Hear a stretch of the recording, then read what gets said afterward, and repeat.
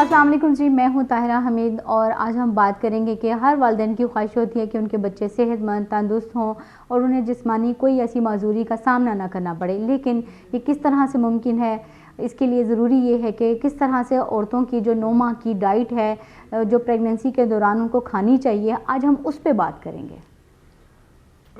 मैं ये ज़िक्र करूँगा कि कुल 7 ग़िज़ाएँ ऐसी हैं जिनको अगर कोई ख़ातून जो है पूरी प्रेगनेंसी 9 महीने के दरमियान इस्तेमाल करती है तो वो एक ना सिर्फ ज़हीन सेहतमंद बच्चे को पैदा करेगी बल्कि उसके अंदर कोई मजूरी जिस्मानी ज़हनी बाद में भी नहीं आएगी पैदा होने की। अच्छा, इसके साथ देखिए सब्जियां जो हैं वो बड़ा एक अहम रोल अदा करती हैं। उनमें हरे पत्तों वाली सब्जियां जिनके पत्तों के अंदर आयरन होता है वो बड़ा फ़ायदा देती हैं।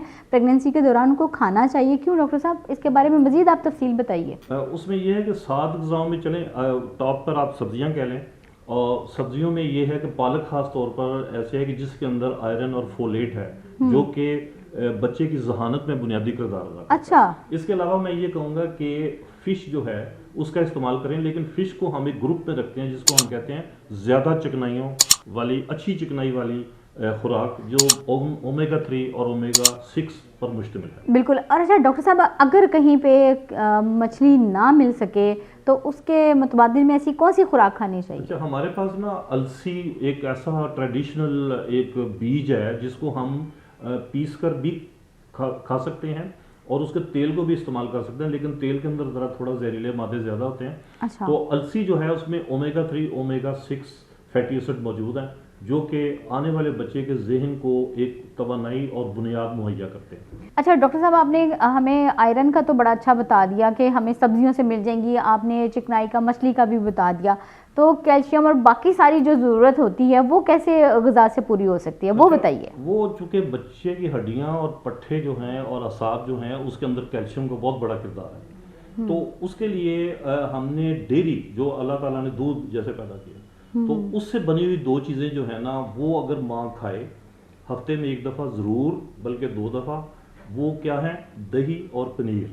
अच्छा, बेशक अगर वो दूध नहीं पी सकती तो कोई बात नहीं, लेकिन ये है ना कि वो पनीर ज़रूर खाए जो खालिस हो, वो इस तरह की ना हो जो बाजार से मिलती है टिन पैक में। हाँ, मतलब वो ना हो। बनी अच्छा, हुई।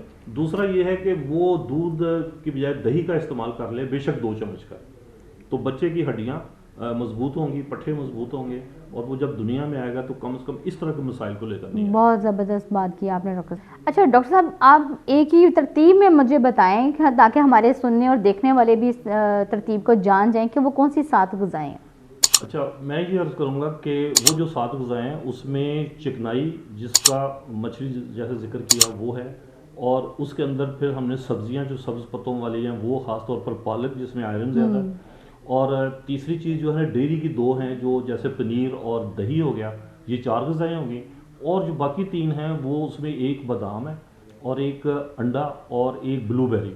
अच्छा, अंडा और बादाम तो आप समझते हैं कि जहानत बढ़ाने के लिए बहुत ज़रूरी हैं और वो बच्चे के लिए बहुत फ़ायदेमंद चीज़ें हैं। तो ब्लूबेरी किस लिए होगी? ब्लूबेरी जो है ना ये पाकिस्तान का फल नहीं है, ये नॉर्थ अमेरिका में होता है लेकिन पाकिस्तान में अब अवेलेबल है। अगर उसका जूस ना हो तो कम से कम पाउडर जो उसका वो मिल जाए तो वो आप उसकी कमी पूरी कर सकते हैं। और वो जो है ना कोई अगर कहा जाए तो 50 से ज़्यादा ऐसे फैक्टर हैं बच्चे में जो वो कंट्रोल करता है जिनके हम नाम भी नहीं ले सकते, और बच्चा बड़ा परफेक्ट दुनिया में आता है। और इसमें ज़िम्नन मैं ये बात कर दूं कि अगर ब्लूबेरी आपके पास अवेलेबल नहीं है तो मोरिंगा जो है वो उसका काफ़ी करीब तरीन उसका मुतबादिल हो सकता है। एक कवर अप मिल जाता है ये मजूरी बीमारी से भी और सारी इन चीज़ों से भी। ये ग़िज़ाएँ खाने से एक हामला औरत के जो बच्चा है वो मजबूत हड्डियाँ आप बता रहे होती हैं और उसके साथ ही वो जिस्मानी मजूरी से बचा रहता है। देखिए, जब ज़हनी तौर पर बच्चा मजबूत सेहतमंद होगा इन 7 माँ के 7 ग़िज़ाएँ खाने की वजह से, तो उसके अंदर जो बच्चा जो परवरिश पा रहा है उसका जो असाबी निज़ाम है वो अगर बेहतरीन काम करेगा तो उसके अंदर विरासती निज़ाम जो है जैसे कि इंफॉर्मेशन एक विरासत से दूसरी में चलती है वो भी दुरुस्त चलेगी आगे, और इस तरह ज़हनी बीमारियों को भी कबल अज़ वक्त कंट्रोल किया जा सकता है जिसमें नफ्सियाती बीमारियाँ भी शामिल हैं, और जिस्मानी मजूरियों को भी कंट्रोल किया जा सकता है जिसके अंदर कैल्शियम का और आयरन का बहुत बड़ा किरदार है। और इसके साथ साथ उसकी जहानत बढ़ाने का यानी एक IQ कह लें या ईगो, वो जो बढ़ाने का भी एक बहुत ज़बरदस्त सिस्टम है जो बादाम खाने की वजह से और मछली के इस्तेमाल की वजह से इंटेक्ट है। और ब्लूबेरी जैसे मैंने आपको बता दिया, वो अगर नहीं भी है तो आप मोरिंगा इस्तेमाल कर सकते हैं। तो वो वाला जो है ना, वो ओवरऑल सारी वो चीज़ें कि जो अभी हम गिन भी नहीं सकते, उसमें वो फ़ायदा पहुँचा सकते हैं। ज़बरदस्त, बहुत बेहतरीन। और इन ग़िज़ाओं को आज का जो इन्वायरमेंट है हमारा, इतनी खालिश और ग़िज़ाएँ खाने का ख़वातीन के अंदर रुझान कम है, लेकिन इसकी वजह एक ये है कि अगर हमें अपनी डाइट को बेहतर तरीके से प्लान किया जाए और खाया जाए तो वो हमारी आने वाली न्यू जो जनरेशन है उसके लिए बड़ी सूदमंद साबित होगी। बहुत शुक्रिया डॉक्टर साहब आपका।